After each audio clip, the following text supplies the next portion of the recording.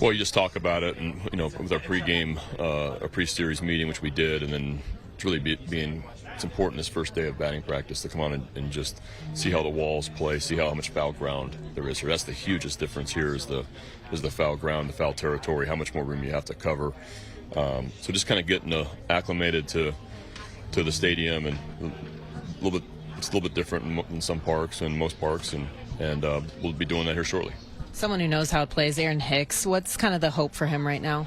Well, I'm hoping. I mean, he keeps getting better, but he's going to test it this afternoon. I'm not sure if he's going to be able to go or not, to be honest with you. I hope so. It is improving. It's some lower back soreness. Hopefully he's okay. Do you think he can avoid the injured list? I have no idea at this point, honestly. I'm hoping, because it has been improving, but we'll see. When did you know who the A's were starting, and who have you actually been preparing for behind him? Well, Medina behind him, but Mark texted me yesterday and let me know, pro move by him, let me know yesterday afternoon that they were going to start an opener today. I know you've been asked since Cedric came back about the leadoff spot and everything. Is it a good problem to have that you have multiple players that you trust to lead off games? Yeah, I mean, I'm comfortable leading off a lot of guys or moving the guys around in the order a little bit. Like today, I switched Mountcastle and O'Hearn just because the lefty, trying to get Mountie up there with hopefully a couple runners on there in the first inning if that happens. But I think we're pretty flexible. Our guys are willing to do anything and total team guys. So we'll kind of see. It's going to be series night to night about how the lineup is.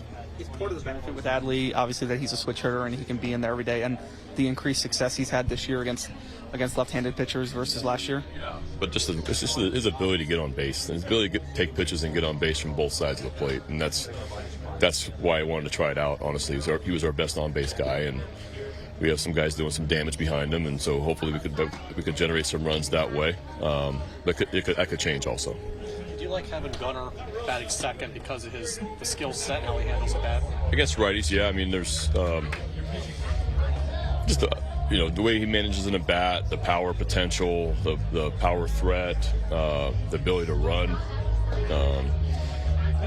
Gunnar has to have a ton of stolen bases, but he can score from first on a double. There's a lot of things he can do at the top of the order. So it's nice to have both those guys up there. Hi, Brandon. Hi. Nice to see you again. Good to see you too.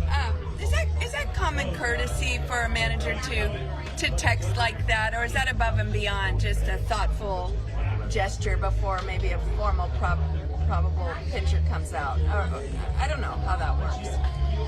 Well, usually if you change your starter, yeah, you want to give it's kind of an unwritten professionalism type of thing to let the other team know, and as much advance as you can give them just from their preparation standpoint, and then you want it reciprocated too. So I've seen it every different type of way, but I know Mark really well, and so Mark, I would have done the same thing for him. When Rutschman first went to lead off, I mean, he said that you just told him not to change one thing about the way he's hitting. When he started doing it, did you notice anything? I mean, did he try to see more pitches, or did he take your advice to heart? I haven't seen him change anything. No, that's been I didn't want him to.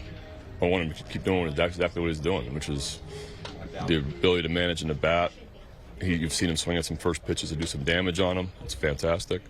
But he's got the ability to take a walk and get in hitters' counts, and so we'll see how it goes. He's going to hit in the top three at some point, somewhere. But right now, he's been leading off for us the last couple of weeks, and probably here up in the short term, we'll see how it goes.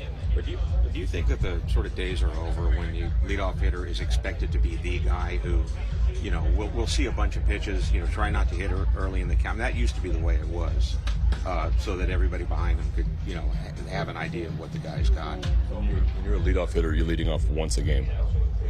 So first inning, the first at bat, if Adley gets a fastball in the middle part of the plate, I don't care if the other guys see more pitches or not. I want him to be ready to hit.